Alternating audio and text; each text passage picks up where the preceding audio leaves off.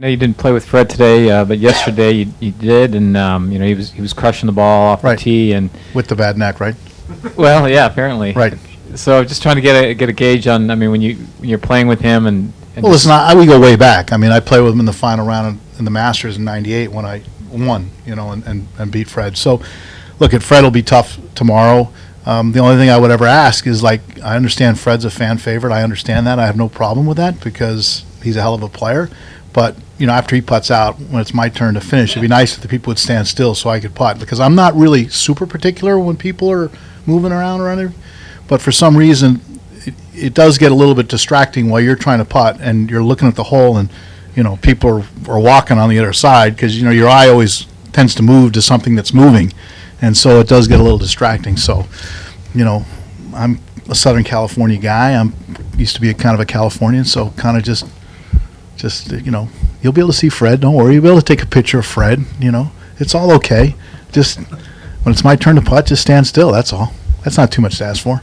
Or I'll have to ask Fred to ask him to stand still. If it was me, I'd ask him to stand still if I was playing with somebody that, I felt like, hey, just you understand what I'm saying.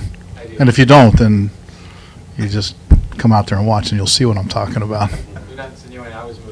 Well, you might have been. I don't know. You could have been if you were the guy in the red shirt. I mean, I just, like on 10 yesterday when I was playing with Fred, he's playing well, and, I'm one over and whatever. And, I got about a 14-footer for birdie, and I'm over the putt, and there's a guy just in this red shirt, and he's just got to walk all the way around the green. And it's my fault. I mean, I should back away.